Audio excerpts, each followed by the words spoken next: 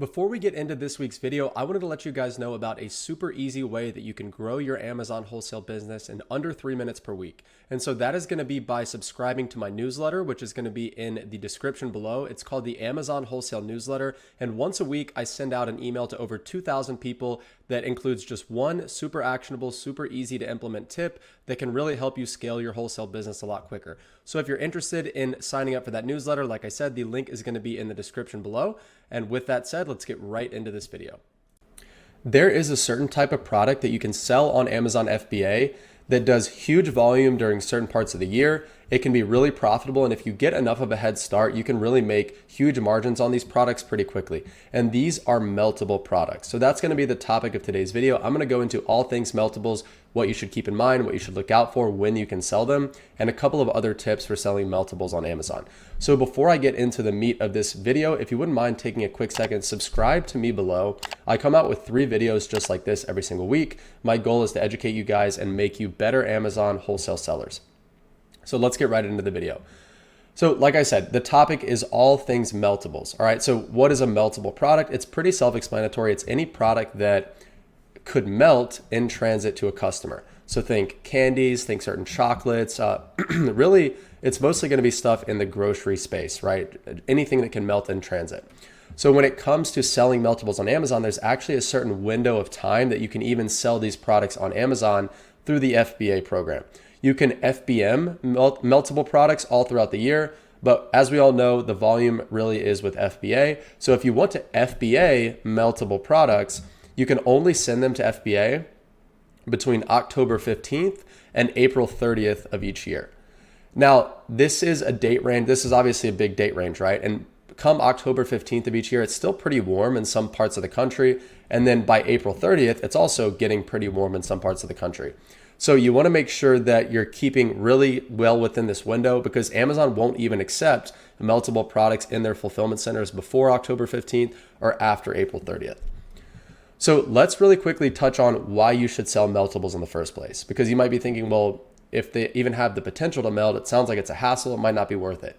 But that's actually not the case. Selling meltable products is very worth it for a couple of reasons. So the first reason is that during the holidays in particular, meltable products do really well. So think like Halloween candy, think Christmas candy, think chocolate, think a lot of these food items that are meltable, but they're seasonal, right? So they do huge volume on Amazon during the right season. So they can just do really high volume during these times of year.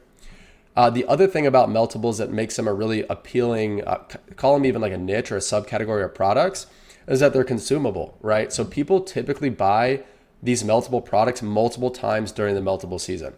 So a customer might buy Halloween candy at the beginning of October, right, to prepare for Halloween, and they might also they might make 1 or 2 other orders leading up to Halloween. Either they run out or they decide they need more. Bottom line, they know it's going to get consumed, so they're probably going to buy more than normal. Same thing goes for Christmas candy, Christmas chocolates, that type of stuff. And the other tip I'll give you as far as like why you should sell meltables is that if you can time your shipping to FBA properly, it can give you a really good head start, and you can make a lot of sales pretty quickly before a lot of other people send in their meltable inventory.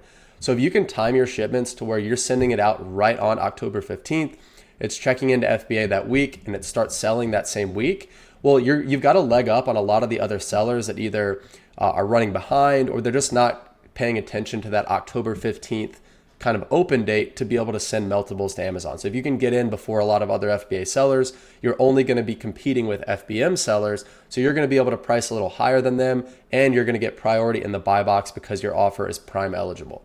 So proper timing can really give you a good head start when it comes to meltables. Now let's talk about some things that you should watch out for when it comes to selling meltables on Amazon. So the first thing is going to be expiration dates. Now this is critical to keep in mind when you're selling any kind of consumable or expirable product, right? But especially when it comes to meltables, because not only do you have to worry about it expiring, but you've got to stay within that window of October 15th to April 30th. So just make sure that you're following all of Amazon's guidelines when it comes to sending meltable products into FBA. Make sure you know your expiration dates, make sure that they're within terms of service. The second thing to keep in mind is just that April 30th deadline, right? I can't tell you how many times, and this has happened to us before, right? This happens to anybody that's selling meltable products. There's always going to be 1 or 2 ASINs that you thought you were going to sell more of than you actually could, and you're coming up on that April 30th deadline and you've still got meltable inventory in stock. So what happens that come April 30th, Amazon is going to look at your inventory and they're going to determine which products are meltable, and they're literally going to destroy any meltable products that are still in your inventory after April 30th.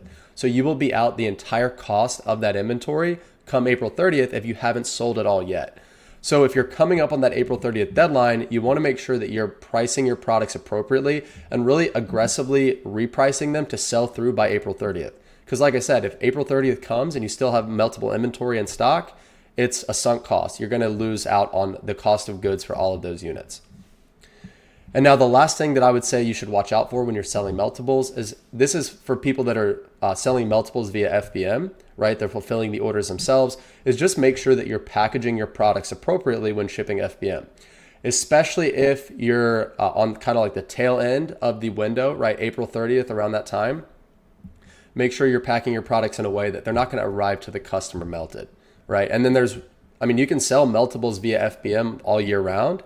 So if you're going to be selling chocolate during the summer and you're selling at FBM, please, please, please pack it appropriately, right? There are ice packs. There's certain really like cool packaging that you can purchase to make sure that stuff arrives to the customer still cool, or at the very least, not melted. All right, so just take proper considerations, put yourself in the customer's shoes, and make sure that you're shipping it to the customer in a way that you would want to receive the product as well. All right, so when it comes to identifying a meltable listing versus what's not a meltable listing, a lot of times it comes down to common sense. And so think about it this way. For example, there's certain chocolate listings on Amazon that Amazon has not technically deemed as meltable within their system. But again, put yourself in the customer's shoes. Am I going to want to buy a chocolate on Amazon during the summer, and because it's technically not classified as meltable by Amazon, I don't want to receive it in just regular packaging and have it be melted, right? I want the sellers and even the FBA sellers to take that into consideration. So make sure that you know what's meltable, what's not. A lot of times it's common sense, but if you're not sure, if you're on the fence, tools like SellerAmp, if you're using SellerAmp for your sourcing, that will alert you as to which products are meltable, which aren't.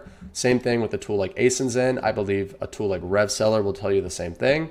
So really your sourcing and your analysis tools should alert you when they see that a listing is meltable.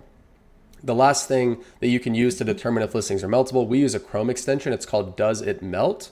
It's free. You can get it on the Chrome store, and it will pretty much flash on the screen and tell you that a product is meltable if it is. So that is my guide to selling meltables on Amazon in a nutshell. Again, there's a lot of benefits to selling meltables. There's some things to watch out for, but there's easy ways to determine what's meltable and what's not, primarily using the SellerAmp app or Chrome extension on your computer when sourcing will tell you if something is meltable. So I hope those tips were helpful. If they were, like I said in the beginning, be sure to subscribe to my channel. I come out with 3 videos like this every single week, trying to educate you guys on being a better Amazon wholesale seller. So thank you so much for watching, and I'll see you in the next video.